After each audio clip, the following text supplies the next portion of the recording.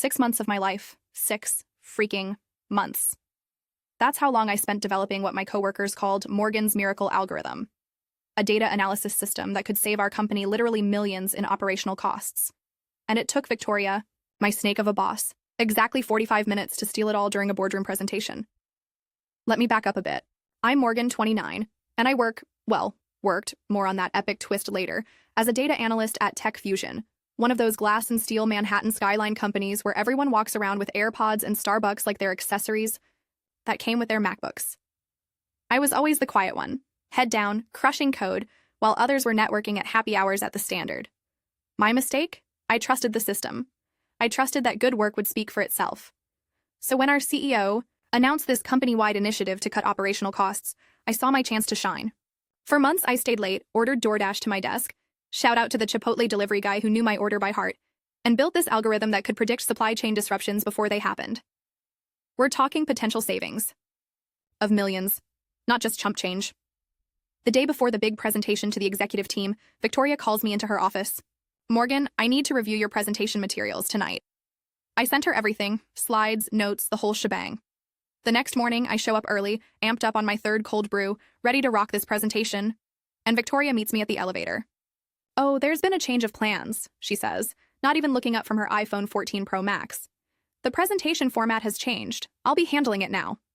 Y'all, the pit in my stomach? Massive. But I'm thinking, okay, maybe she's just taking the lead as department head. That makes sense. So I follow her into the boardroom like a lost puppy. Then she starts presenting my work. My slides. My algorithm. Except she's changed all the headers to Victoria's Innovation Initiative. Not a single mention of my name. Not one. I'm sitting there, jaw on the floor, watching our CEO nod along, impressed by my work that she is presenting. And what could I do? Stand up and cause a scene? In front of the entire C-suite? I just sat there dying inside, as she answered questions about code she couldn't even understand. 2 days later, the company-wide email goes out. Victoria is being promoted to VP of Innovation Strategy, a position that didn't even exist before, created just for her. Because of my algorithm. When I finally worked up the courage to confront her, she looked at me like I was gum on her Louboutins. You're lucky to even have a job here, Morgan. Fresh talent is lined up around the block to work at Tech Fusion. Remember that. Then she reorganized the department and demoted me to basic data entry. Data entry. With a master's degree from MIT. Now most people would quit. Most people would storm out, maybe send a company-wide email exposing her. But I'm not most people. My parents didn't raise a quitter. They raised someone much more dangerous, a patient planner. So begins my revenge story. And trust me, it's just getting started. Updated. First things first, I needed to document everything. While Victoria was busy picking out new office furniture for her fancy VP suite, I started building my case. This wasn't about getting even anymore. This was about justice. Remember how I said I was the quiet one? Well, turns out being invisible has its perks. Nobody notices when you're taking screenshots, saving email threads, or recording meetings on your Apple Watch. Is that last one legal? Probably not in New York, but I was way past caring about technicalities at this point. My first ally came from an unexpected place, our IT department. Raj, this absolute genius who'd helped me recover files before, messaged me out of the blue. Saw what happened with your project. That's messed up. I nearly cried right there at my sad little cubicle. Someone had noticed. We met at a Starbucks across from the Flatiron building, and I spilled everything. The code has your digital signature all over it, Raj said, stirring his chai latte. Victoria couldn't write a Hello World program if her Louis Vuitton collection depended on it. Turns out Raj had been keeping server backups that clearly showed I'd been working on the algorithm for months. Victoria had only accessed the files the night before the presentation. Smoking gun, number 1. But we needed more. Victoria wasn't just your average workplace thief. She was calculated. She'd deleted our email exchanges about the project from the server. Or so she thought. Nothing's ever really deleted, Raj explained with that sneaky smile IT people get when they're about to show off. Especially not on company servers I maintain. Within a week, I had reconstructed the entire paper trail of my work.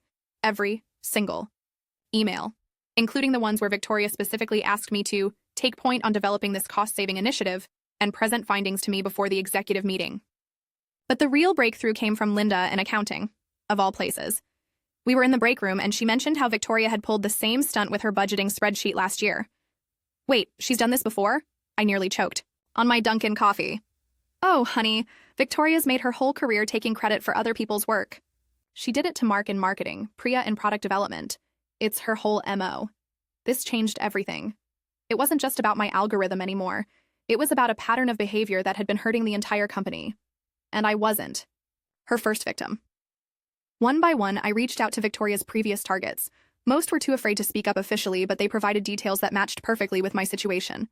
The same tactics, the same threats, the same results. Meanwhile, Victoria was struggling with implementing my algorithm. Without me to actually make it work, she was drowning. I'd get these frantic late-night texts. The system is showing errors. Fix it immediately. Or my personal favorite. The CEO needs updated projections tomorrow. Make it happen. Each time, I do just enough to keep things running, but not enough to make her look good. Call it malicious compliance. I was essentially keeping my algorithm on life support while gathering ammunition. 3 weeks in, Victoria called me to her new corner office. Through the floor-to-ceiling windows, I could see the Empire State Building. Nice view for a fraud. "Morgan, your performance lately has been concerning," she said, not even looking up from her monitor. "I'm putting you on a performance improvement plan." Translation: she was setting me up to be fired. "Is there something wrong with my work on the cost-saving algorithm?" I asked innocently. She froze. We both knew she couldn't answer detailed questions about how my algorithm actually worked. "Just do better," she snapped, dismissing me with a wave. That night, I couldn't sleep. I paced around my tiny Brooklyn apartment, wondering if I was crazy to keep fighting. My roommate found me at 3 a.m., stress-eating Trader Joe's cookie butter. Straight from the jar. "Morgan, this chick sounds like a total nightmare," my roommate said. "But are you sure this revenge plan is worth it? You could just find another job." She was right. I had recruiters in my LinkedIn DMs offering positions with better pay. I could walk away from this whole mess. But then I thought about all the others Victoria had stepped on. About how companies like Tech Fusion, for all their ping-pong tables and cold brew on tap, still let people like Victoria succeed, while actual innovators got pushed aside. No. Walking away would be easier, but it wouldn't. Be right. The next morning, I made my move. Instead of going to HR, who reported directly to Victoria anyway, I sent an email directly to our CEO requesting a private meeting regarding significant intellectual property concerns that could impact company valuation. The meeting was set for the following day. Game on. Updated. The CEO's executive assistant looked me up and down as I stood outside his office, clutching my laptop and a USB drive that held my digital smoking gun. I'd worn my best blazer from J.Crew and even splurged on a dry bar blowout that morning. If I was going down, I was going down looking like I meant business. "He has 15 minutes, she said, ushering me into the corner office that was basically the size of my entire apartment. Martin Chen, Tech Fusion's CEO, was one of those tech guys who'd made it big in the dot-com era and somehow managed to stay relevant. He was scrolling through something on his iPad and barely glanced up when I walked in. "Morgan, right? Victoria's analyst? What's so urgent it couldn't go through proper channels?" Deep breath. No turning back now. "Sir, I'm here because Victoria didn't create the algorithm that earned her promotion. I did, and I can prove it." That got his attention. He put down his iPad and actually looked at me. "That's a serious accusation." "Yes, sir. That's why I brought evidence instead of just complaints." For the next 20 minutes, his assistant kept shooting daggers at me through the glass wall as I went over my allotted time. I walked him through everything. The original code with my digital signature. The email trails Raj had recovered. The testimonials from Victoria's previous victims. The timeline showing I'd been developing the algorithm for 6 months while Victoria had only accessed the files the night before her presentation. I finished by pulling up the actual code on my laptop. "Sir, with all due respect, Victoria can't explain how this works because she didn't write it. But I can walk you through every line." And I did. I explained the complex machine learning models, the predictive analytics frameworks, the custom data pipelines, all in plain English he could understand. By the end, Martin was leaning forward, his elbows on his desk. "Why come to me directly? Why not HR?" he asked. "Because this isn't just about me, sir. Victoria has done this to at least 4 other employees that I've confirmed. It's a pattern that's costing Tech Fusion innovation and talent. And frankly, HR reports to her now." He was quiet for a long moment, just staring at the evidence I'd laid out. Then he picked up his phone. "Cynthia, clear my schedule for the next 2 hours and ask Victoria to come up immediately." He looked at me. "Wait in the conference room, next door." Not a word about this to anyone. The next 45 minutes were the longest of my life. I sat in that empty conference room, watching Manhattan traffic crawl along 50 floors below, wondering if I'd just committed career suicide. My phone was blowing up with texts from Raj. "What's happening?" Any updates? Did you do it? Then, the door opened and Victoria walked in, followed by Martin and, plot twist, the company's legal counsel. Victoria's face when she saw me? Priceless, like she'd bitten into a rotten apple. Morgan has brought some concerning information to my attention, Martin began, his voice carefully neutral. I'd like to hear your side of the story, Victoria. What followed was the most spectacular meltdown I've ever witnessed in a professional setting. First came the denial. Morgan is clearly confused. Then the deflection. I guided the project conceptually.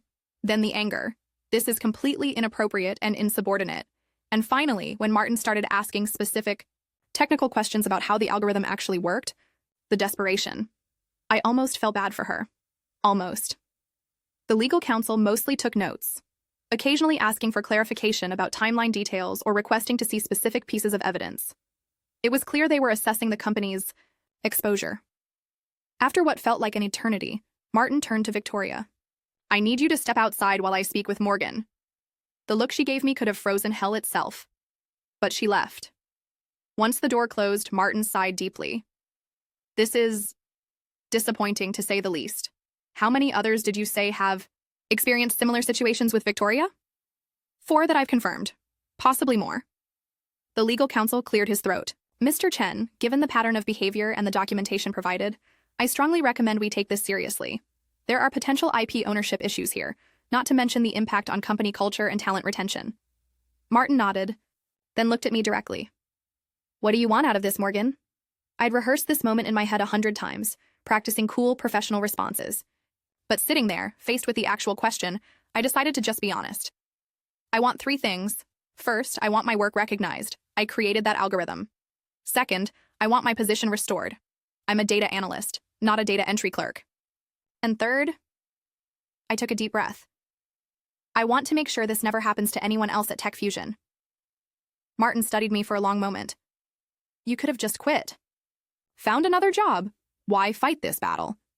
Because it's not just about me, it's about what kind of company Tech Fusion wants to be. One that rewards innovation and hard work, or one that rewards taking credit for other people's innovation and hard work. He actually smiled at that. Fair point. Wait here. The next 2 hours were a blur of meetings. Martin with Victoria, Martin with HR, Martin with the executive team. Me sitting in that conference room, alternating between staring at my phone and staring out the window, wondering if I'd just blown up my career for nothing. Finally, around 6 p.m., Martin returned. We've reached a decision, he said, sitting across from me. Victoria has been asked to resign, effective immediately.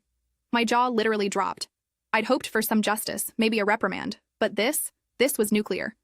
Furthermore, he continued, we're restructuring the department. The VP of Innovation Strategy position will remain, but with a focus on fostering and protecting intellectual property within the company. He slid a folder across the table. We'd like you to consider taking the position. I stared at the folder. Inside was an offer letter with a salary that made my eyes water. Sir, I don't know what to say. Say you'll help us fix our culture problem. Clearly, we've been rewarding the wrong behaviors. I signed the offer letter right there. The next week was chaos. Victoria cleared out her office, rumors flew around like confetti, and I moved from my sad cubicle to the corner office with the Empire State Building view. We also implemented new policies. All major projects now required clear documentation of contributors.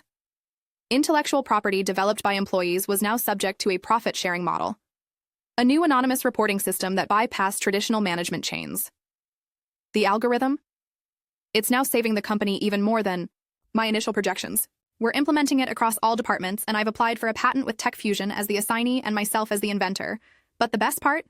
Last Friday, I walked into the break room and overheard 2 interns talking. Did you hear? What happened to Victoria? She tried to take credit for someone else's work, and that person fought back and won. For real? That's crazy. Who was it? Some data analyst named Morgan. Apparently she's like the new VP now. Dang, remind me never to mess with her.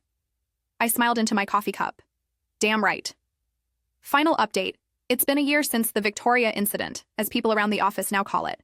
Tech Fusion has completely transformed. We've implemented one of the most progressive intellectual property policies in the industry, and applications to work here have tripled. Turns out when you create a culture that actually rewards innovation instead of theft, talented, people want to be part of it.